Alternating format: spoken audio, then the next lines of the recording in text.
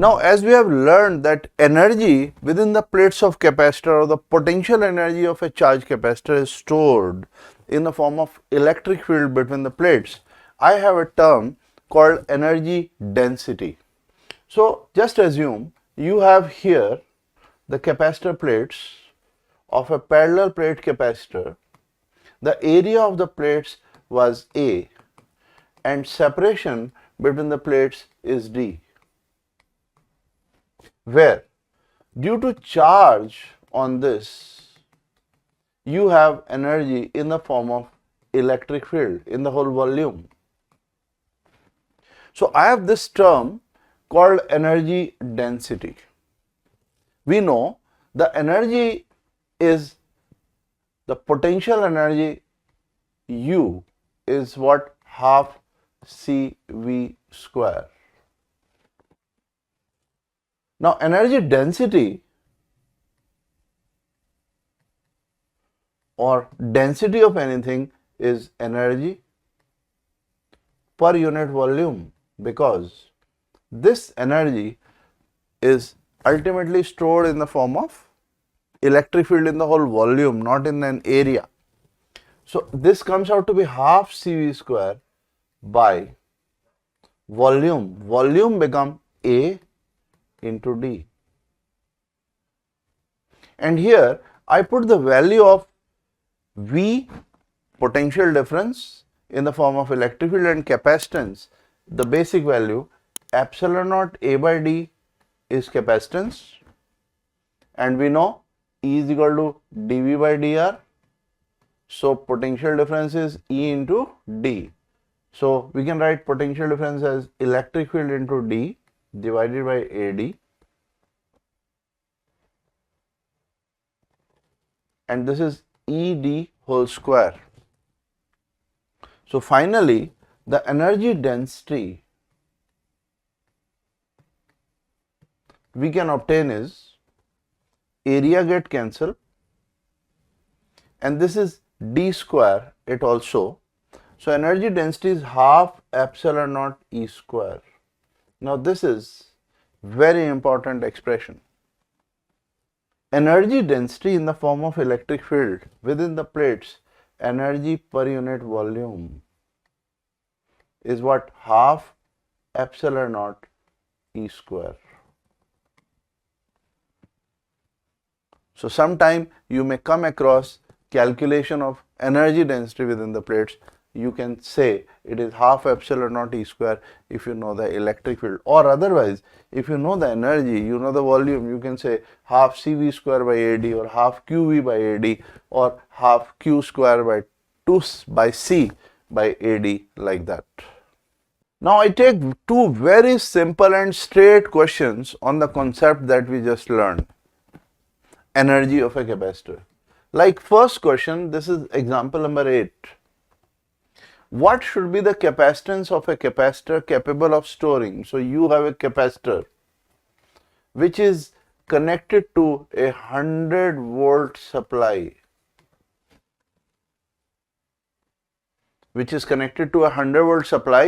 and this is having an energy of 1 joule.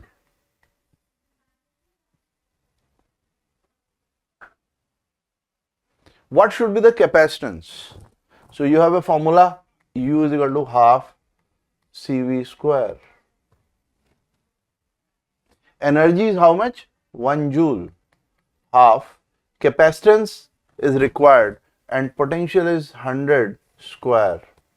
So C become 2 into 10 to the power minus 4 farad, or 200 microfarad.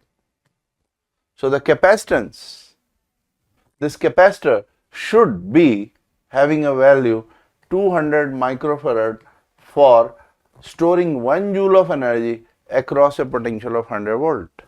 So this is question number 8, and then question number 9, example 9.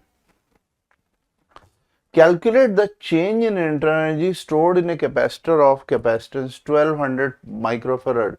You have a capacitor which is 1200 microfarad, and this was connected earlier to a potential of 15 volt.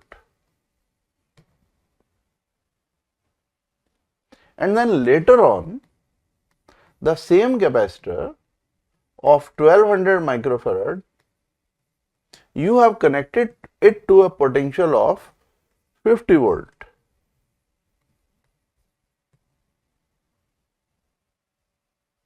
What is the change in internal energy? So we know in the initial position the potential energy will be half C1 V1 square. So initial potential energy, I would call it half 1200 into 10 to the power minus 6 into 15 square. And then the final potential energy, if we are talking here, the final potential energy will be half C1 into V2 square. So this will be half 1200 into 10 to the power minus 6 into 50 square. What is the work done? What is the extra work done? Because first it was connected to 15 volt. It was having some charge, say Q1. Now it is connected to 50 volt. Some extra charge would go. It will have some extra charge Q2, Q2 minus Q1.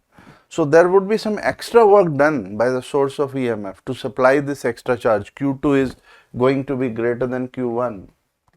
So what that extra work done, or what that increase in internal energy, it will be U final minus U initial, and it will be 600 into 10 to the power minus 6 common into 50 square minus 15 square, and you can get work done as 1.365 joule. This is the extra work done by the source of EMF when it was changed from 15 volt to 50 volt. In that process, it has supplied some extra charge to this capacitor, and that's why the extra work is done by the battery for increase of charge on the capacitor plates. Now I'm sure you will relish taking up this question number 10 here. There are two parallel plate capacitors X and Y, each having same area of plate and same separation between the plates, where capacitor X has air between the plates and capacitor Y has a dielectric constant 5 between the plates. Calculate ratio of electrostatic energy stored in the two capacitors when first they are joined in series and second when they are joined in parallel.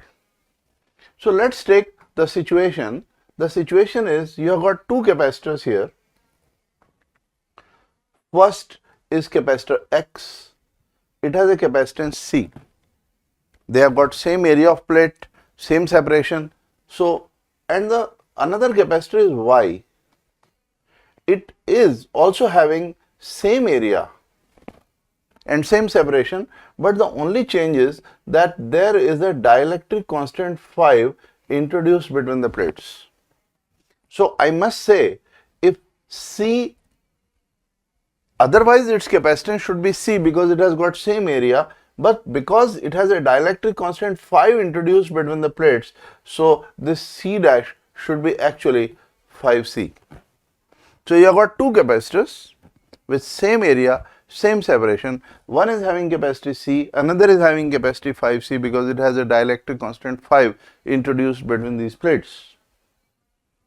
Now we are connecting it to a source of 20 volt.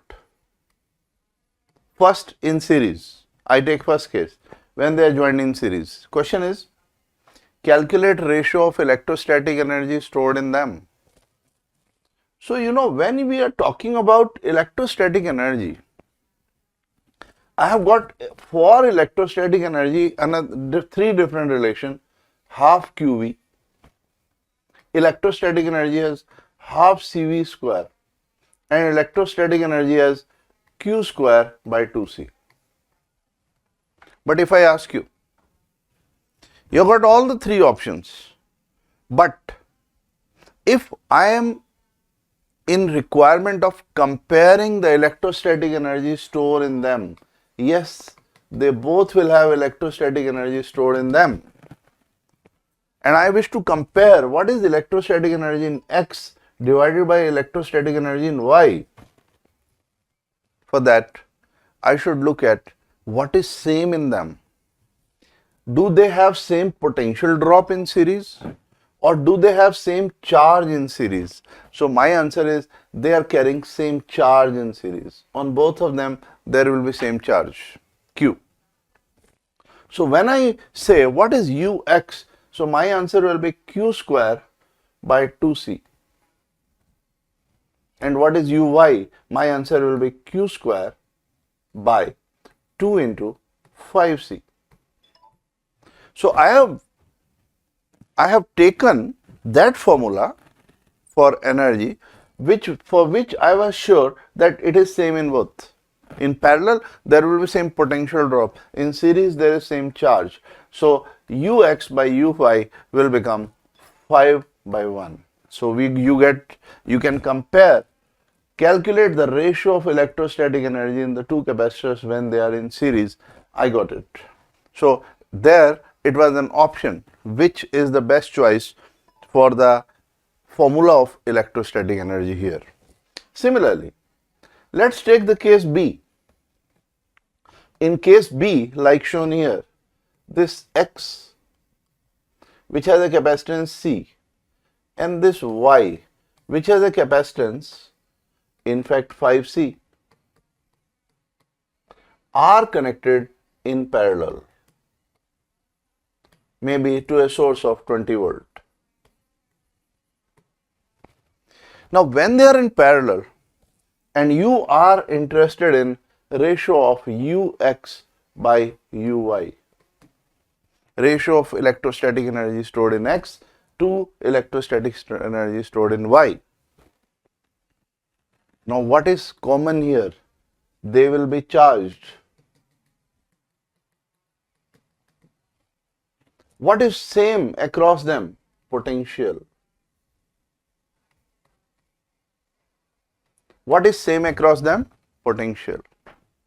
So if I am interested in comparison, I should say half C into V square divided by half 5C into V square. Now you can see I have chosen, my choice was for half CV square, and thus because potential was same, so I can easily get the ratio Ux by Uy, which is 1 by 5 in this case.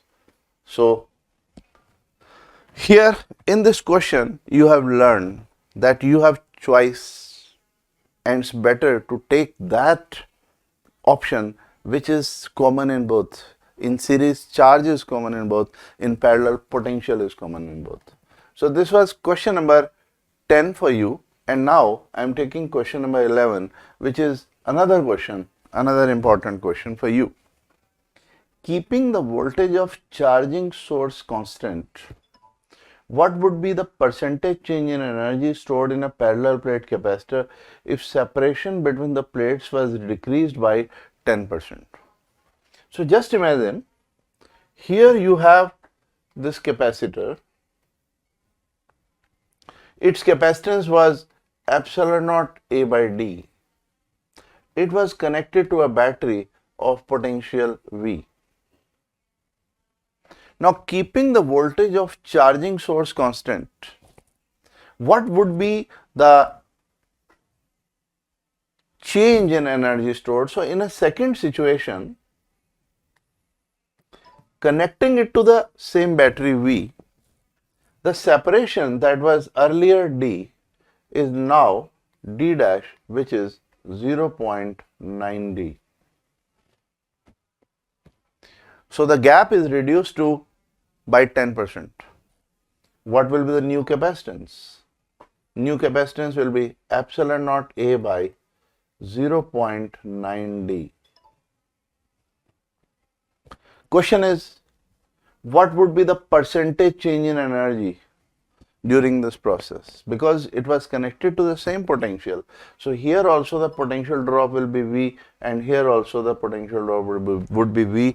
When the battery is connected, it will never allow the change, increase or fall of potential.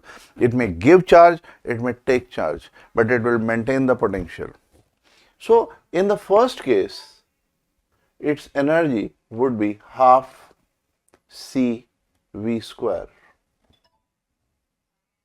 And in the second case, its energy would be half C dash into V square. And when I go for half C dash would be C by 0.9. C by, so it is 0.9 into V square. Question is, what is percentage change is in energy? What is percentage change in energy? So for the percentage change in energy, we will say it is U initial minus U final by U initial into 100. Now U initial is what? Half CV square. U final is what? Half CV square by 0.9 by U initial is half CV square into 100. So we will get that percentage change as 0.9. It will be 0.9 minus 1 divided by 0.9 into 100. So it is minus 0.1 by 0.9 into 100, or it is 11.11%. And minus, when I say minus, it means energy have increased, because here what I was doing is I have taken U initial. U initial as I have considered it more, but my answer is minus 11.11. It means the potential energy U final is more. It means U final is more than U initial. So there will be a gain, percentage gain, and that is 11.11% in energy. So this is another, application on the direct formula for potential energy of capacitor.